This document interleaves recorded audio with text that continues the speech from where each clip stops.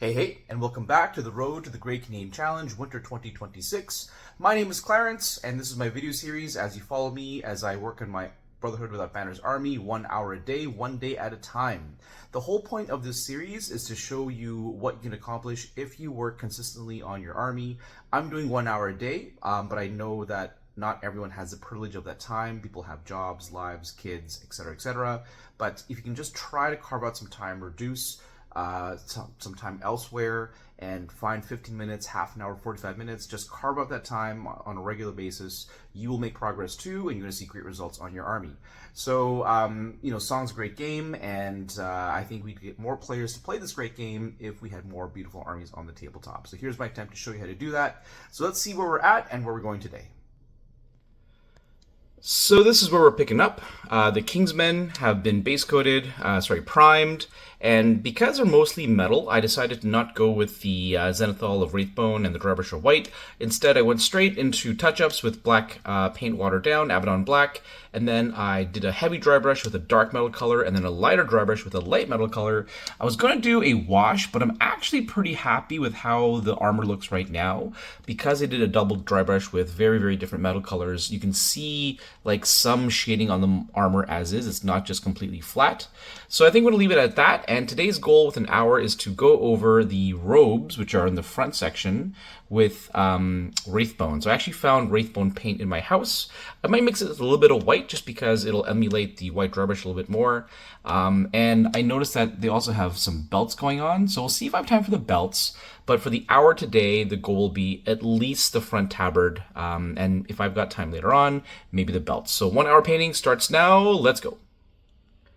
And we are back after about an hour and a half, maybe an hour 35 minutes worth of painting. That was unexpectedly laborious. So every trio of dudes took about 20 minutes to reapply the Wraithbone and white mix. So that took about an hour 20, and then I went back and I did just the straps. So there's like straps on the side of the armor. And then on their arms, there tend to be like a couple of straps. You can see on this guy here, his right arm, there's like 3 straps as well. But every figure had a couple of straps. And then the back of the models, try and do this properly here, there was like a calf that I would also go back with the mix as well. You can see the calf on his left leg there.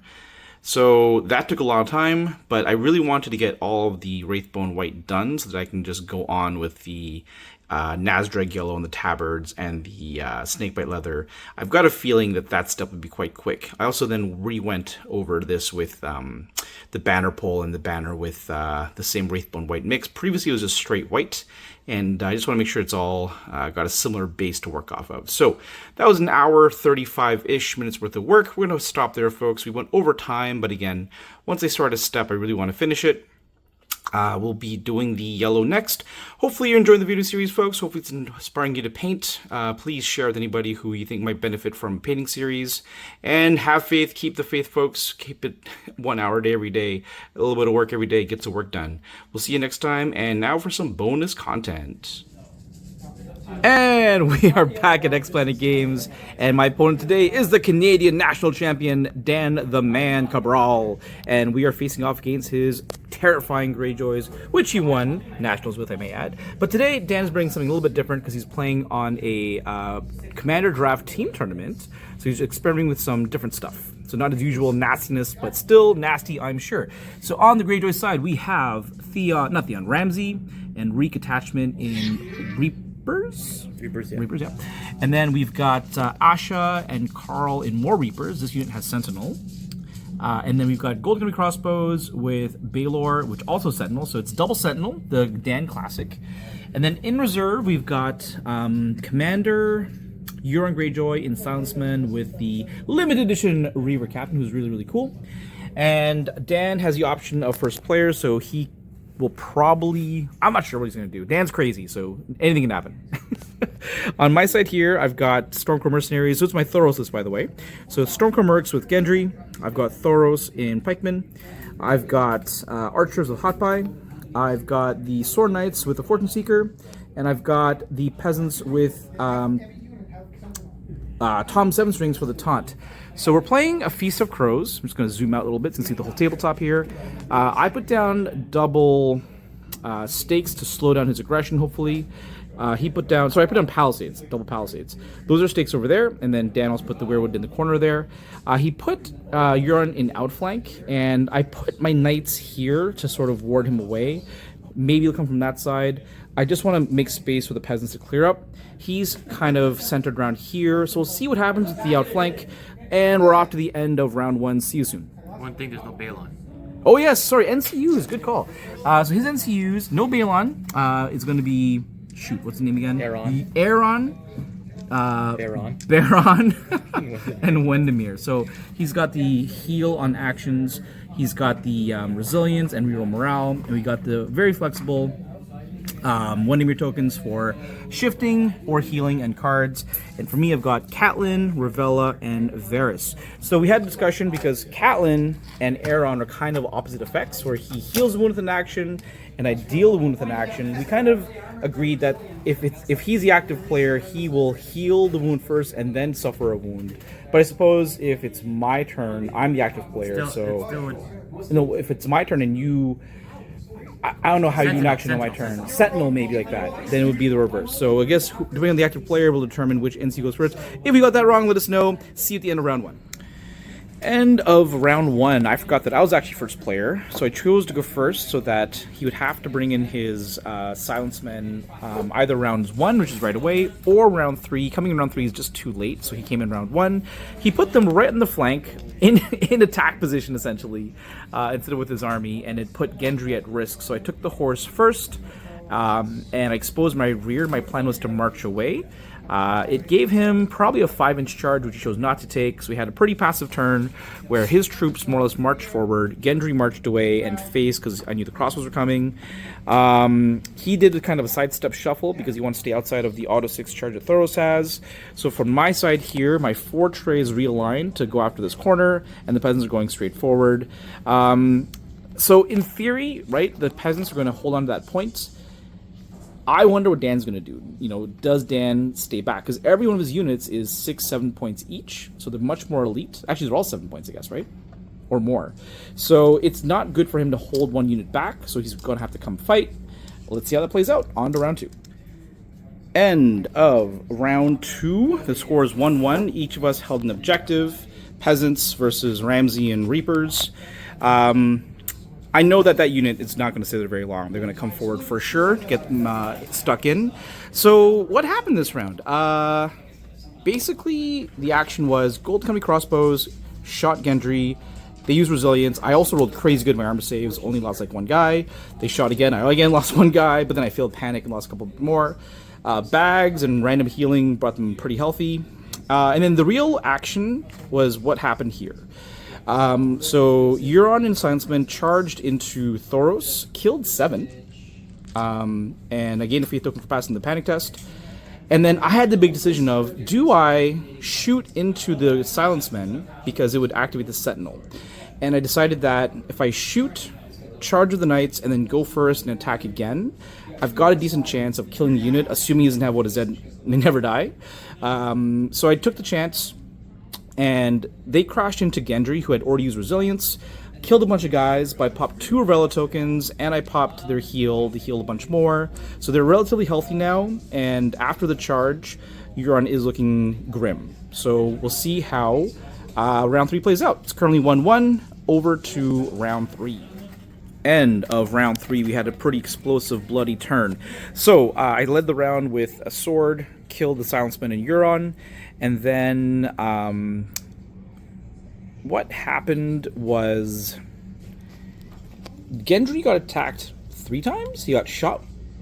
Did he get shot at all? He got shot once. He got shot once. They attacked once. He charged in after using both Wendemir tokens, and then he swung again with We Do Not So. He had a pretty clever play where he put mind games on the horse and that maybe not want to take it, and then he was able to take it to attack. So Gendry eventually went down, and because of the failed panic test, etc., both units healed up quite a bit as well. Thoros did charge in and do some damage. He used the mind games after effect to retreat out. Knights charged and did some damage. So here's the game state right now. I'm leading 4-3, but I am down a tray. He's also down a tray. This tray is in a very dangerous position, obviously, so it's pretty scary. Gang up is one hell of a drug. The Fortune Seeker came in pretty handy here because I was able to put the token from losing the mercenaries over here, and then I still got rerolls because of the Fortune Seeker. So that's the game state at end round 3. 4-3 for the Brotherhood, on to round 4. Be back soon. All right, end of round 4. We're going to call it a game. So what happened is, start of the round, he swung with Ramsey into the Knights. Didn't do a lot of damage. No, I shot. Oh, you shot. And then, because of Dauntless, I healed the wounds. It wasn't looking that bad. I used Varus Token to deal some hits to this unit. I was essentially trying to grind them down. And then what I did was I shot. So this is exactly the setup here. And again, my focus was, I knew that I could charge in with Thoros, I can get an attack here, I can get a shot here maybe. So I thought that all 3 attacks would be able to kill that unit. But it was a big mistake, because when I shot into here, I only killed 1, first of all, but critically, it forced a panic test onto the Sword Knights. And they're morale 5, but they're on a course pile. He's got Intimidate Presence, so it's actually -2. They end up failing. I had a panic token because of Reek. He re-rolled the white dice into a 3. I took 4 wounds as a result. So that meant I lost my back rank, and he healed. And then because I took the shot, they sentineled into my flank. They shot, and I think they killed me? Yeah. Right? And they killed me off the attack also. It wasn't even the panic test. So that killed my Knights. That activated that unit. He's got these 2 units unactivated. He had 8 wounds here on the Reapers. I thought if I rolled decent, I have a chance to kill him. I came really, really close. I ended up with 9 hits with the pikeman. He had Blind Baron, so he blocked 1. So he survived with 1 guy. He passed the Vicious Panic Test with the reroll, because I played Fiery Charge. That enabled this unit to sentinel into my flank. Swung, crippled the unit, then the activated swung again, killed them. So I'll be left with 2 trays. As it stands, the score is 5-4. So I don't have enough resources at this point. I've only got the archers and the peasants left. So good game to Dan, and I did make a big mistake. I learned that this shot should have gone here to cripple this unit. Because not only is it the rear shot, it's also the precision vicious, which causes even more damage. So that was my big errors. I was too focused on there. With the second I shifted, we even checked the range, and it was not in their flank to get the extra vicious shot. So at that point, I should have shot here instead. So that was my error, but it was a good learning lesson.